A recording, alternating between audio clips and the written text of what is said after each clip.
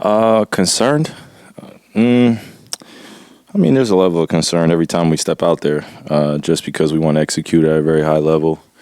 And I think we want to play well for each other. And, obviously the fans are involved, and that's one thing. But in terms of playing well for each other and playing well for the coaches and just doing the little things to get us wins, I think that's probably the focus.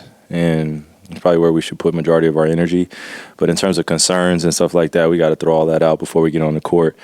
And I've been in positions before in the season where, we've been under 500 or, kind of scratching and clawing to get into the playoffs. It's not something of a position you want to be in, but it's our reality and we got to face it. And there's no time for excuses or kind of pointing fingers or any blame game. Just move on to the next game and do all that we can to prepare in the best way, because we knew that tonight was a very winnable game against the Charlotte Hornets, despite their record. But it was a very winnable game tonight, and we just didn't come out with the energy or the poise that we needed to start the game off well, and then also kind of just limit their easy opportunities.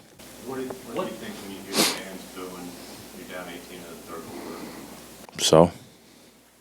So what? Just the way I feel about it. I've been in New York City, so I know what that's like. You obviously want to play well, but, there's only 5 people on the court that could play for the Dallas Mavericks. If the fans want to change places, then, hey, be my guest.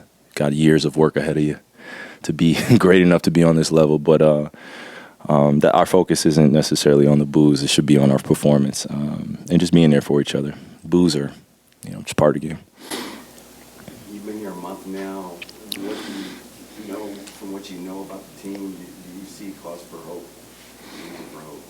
Anytime I step on the court, I feel like whoever is out there with me, we have a high chance to win. And I think a few other guys feel the same way. And again, it's not a time to put out the pretty words that sports loves to put in, like hope and concern. And it's hoop. Like it's obviously the point of the season where we really want to lock in a point where we can put some consistent wins together. But in terms of all the pretty terms of what we want and what we feel inside emotionally, like that leads to the articles that don't make any sense about where we actually are in the locker room.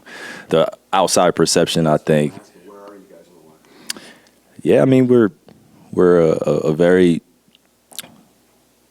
poised group on days where I feel like we put in the best effort, and then on days where kind of the energy falters or we don't start off well or the offense isn't going or people aren't making shots, there could be some emotional pulling in other directions that can dictate the outcome of games. And we're still feeling each other out in a way of getting used to each other's efforts and attitudes and temperament. And that's a real thing. That's a human thing. That's a human element. Whether people believe it in basketball or not, there's a very fine line between winning basketball games and everyone being on the same page and losing basketball games and things splintering and you pointing fingers. So, again, wins and losses come and go, but just knowing that after games we can come together a little bit more and talk honestly and openly when the time is right, then I feel like we're growing. And that's the mindset here, just growth.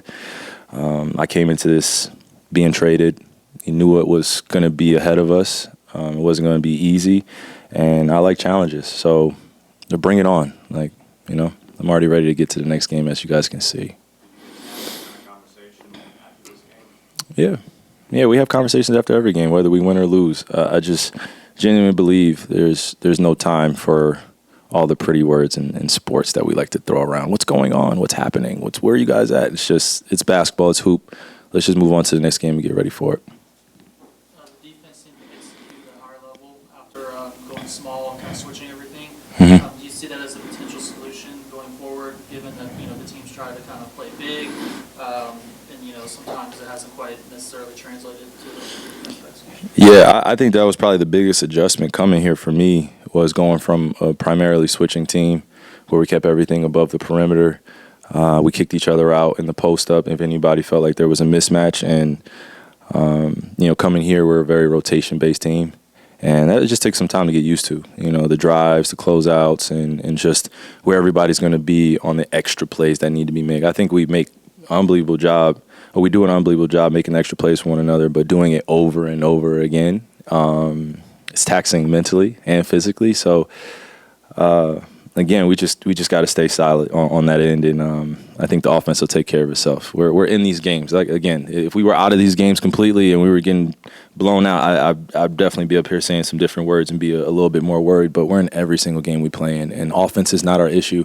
It's literally defensive mentality and getting stops. I mean, Gordon had 25 tonight.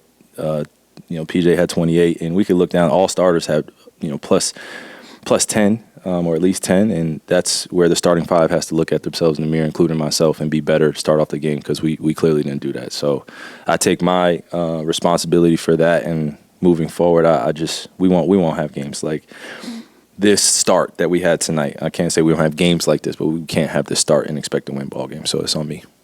When you said you knew what was ahead of you when you got traded here, I have to ask, did you know it would look like this? Maybe you don't think of it in terms of expectations, but the idea that, you guys would be 2 games below 500, you and Luka together would be 3 and 7. Is that whatsoever what you could have imagined? I mean, not really. I didn't imagine. I expect to win every ball game that I play. So that's the attitude I go on with. But the reality is what it is. We are 3 and 7. But again, it's a team basketball game. As much as people want to put it on me and Luka, it's a team basketball game, and we talk about that in the locker room. Everyone loves to point the fingers at what we're doing, but it's a team aspect game, and I feel like when we focus on our team aspect, then that's when we get clear answers. But when we focus on 2 guys and what our numbers are and whether we can play better, it limits all the other guys and their capabilities in that locker room, and I don't want to do that. I believe in each one of those guys. And when I was coming here, I knew that giving up Dorian Finney-Smith or giving up Spencer, that was going to be a change to any lineup that they had going on, different minutes, guys getting in and out of the lineup. I haven't necessarily been as healthy as I would like to be at this point in the season. Other guys haven't been as healthy, me and Luka as well, more importantly. But, again, there's no time for excuses. We just got to lace them up and get ready. Thanks.